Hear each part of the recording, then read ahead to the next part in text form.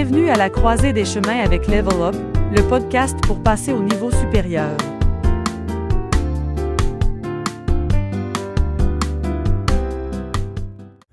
Alors bonjour tout le monde, je me présente Bruno Bouchard, votre hôte pour ce podcast Level Up.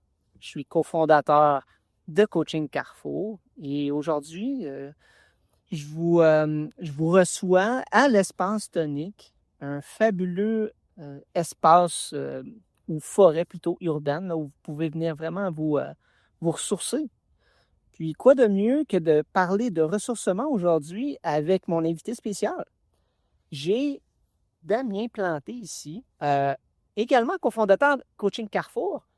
Mais ce qui est vraiment intéressant, c'est que Damien, c'est un facilitateur de conscience. Puis je pense que ça serait un sujet à explorer aujourd'hui avec vous. Ouais. Bonjour Damien. Allô Bruno. Facilitateur de conscience, je pense que ça veut tout rien dire. On va essayer de préciser, mais Ouais. c'est le titre que je trouve qui est le plus précis parce qu'on est tous des explorateurs de conscience. On a toute la conscience à travers nos gestes, nos mouvements, nos paroles. Et moi, ça m'a toujours fasciné d'être conscient de soi. Je suis vite tombé dans tout ce qui était développement personnel il y a plusieurs années. Et je me suis amusé à justement jouer à jusqu'où je peux aller au niveau de ma conscience pour changer ma perspective puis me développer. Donc, c'est ça, c'est ce cheminement-là que je partage avec les gens qui viennent me voir. Et si j'avais une spécialité à nommer, ça serait entre autres tout ce qui concerne la Kundalini. OK. Qu'est-ce que c'est la Kundalini? Alors, c'est un mot qui est très, on va dire, chargé de différentes cultures. Je pense que ce que moi, je souhaite amener ici, c'est justement de la clarification par rapport à juste un centre énergétique. Donc, c'est une source vitale que tout le monde possède et que l'on peut cultiver, un petit peu comme les muscles. On cultive les muscles en allant faire du sport. En fait, à travers notre conscience, on peut cultiver notre énergie. Et la Kundalini, c'est en fait un type d'énergie qui se retrouve à la racine de notre colonne vertébrale. Donc, en fait, tout part de là. Puis, il y a beaucoup de bienfaits qui peuvent venir avec ce type de pratique. Puis après, ça fait quoi? Pouf!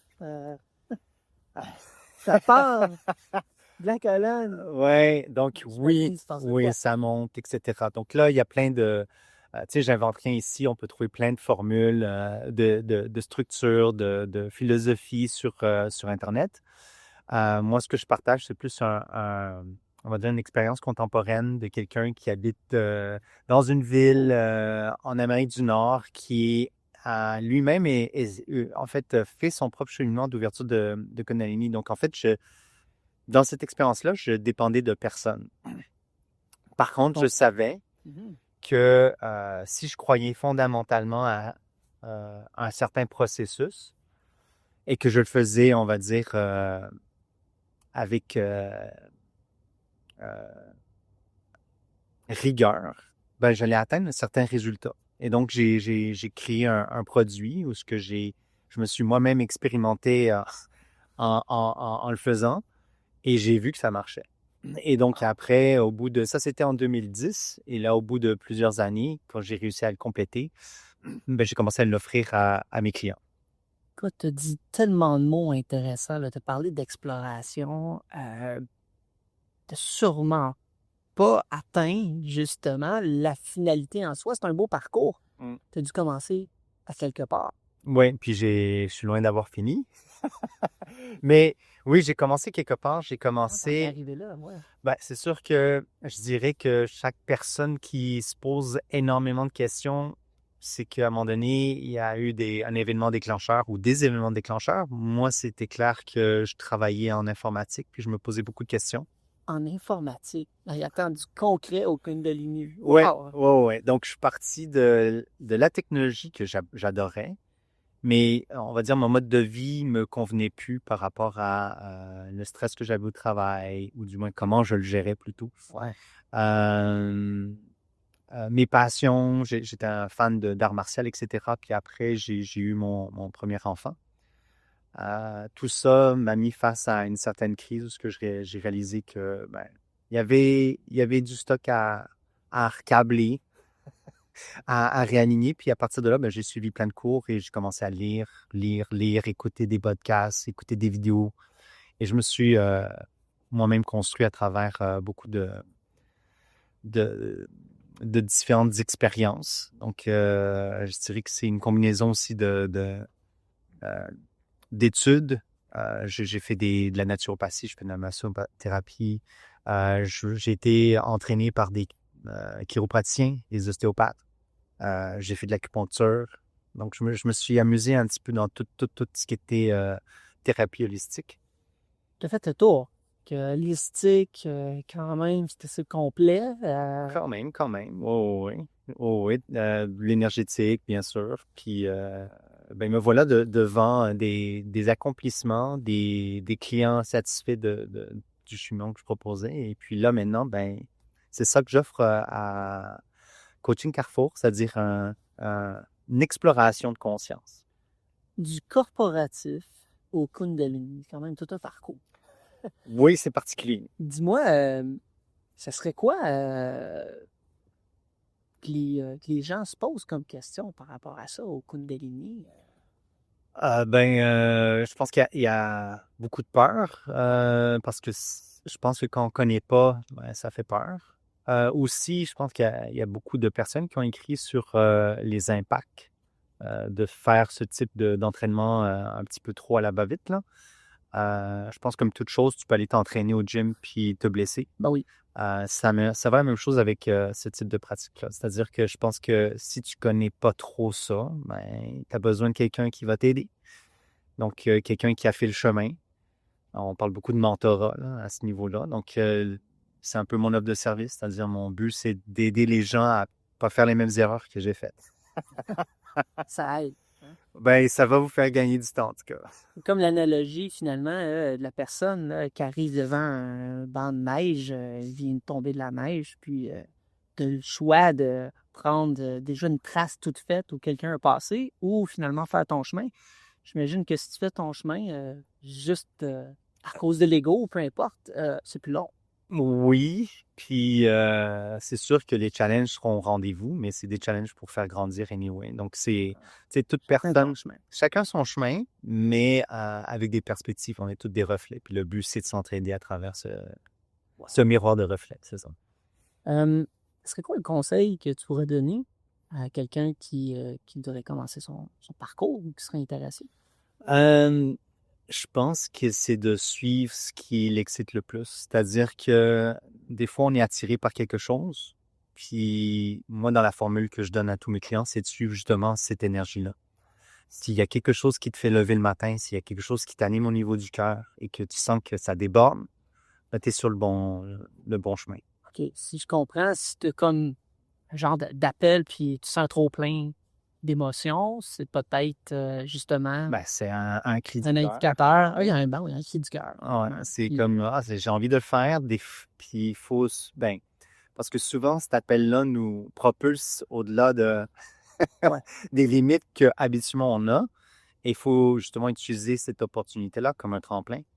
Donc, on est ici pour apprendre, on est ici pour expérimenter, puis on va en faire des erreurs. Le but, c'est, on peut mitiger les risques à travers ce type de pratique. Donc, moi, je pense que toute personne qui commencerait ça, ça serait bien, qui s'instruise à travers les livres, puis aussi d'aller chercher sûrement quelqu'un qui a fait le cheminement. Donc, Super intéressant. Écoute, Damien, on me trouve comment?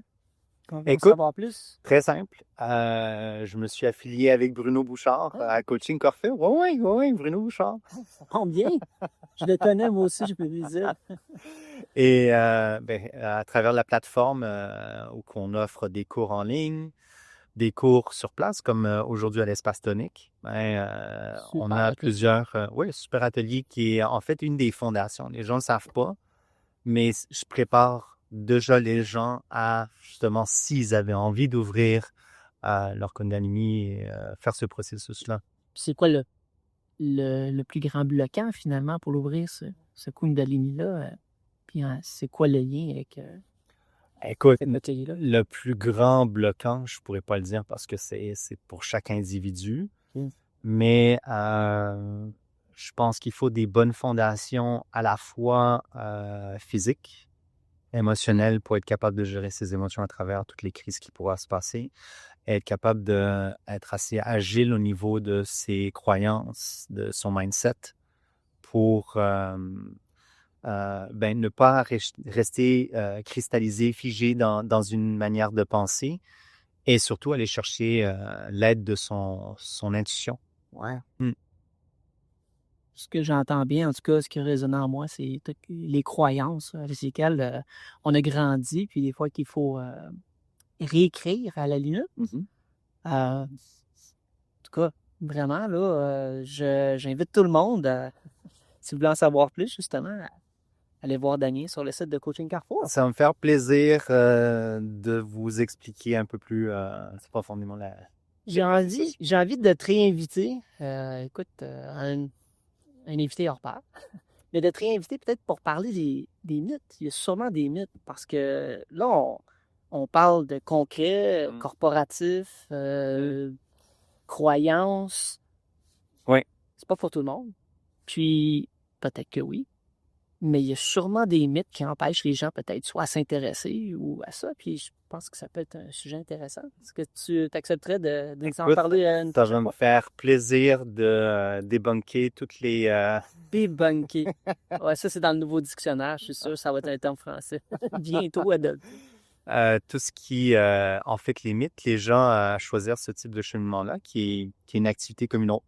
Donc, il n'y a pas mieux, pas moins bien. C'est une activité qu'on peut faire ici en tant qu'être humain. Donc, en espérant de pouvoir démystifier et répondre à toutes les questions, ça va me faire plaisir de faire d'autres podcasts avec toi, Bruno.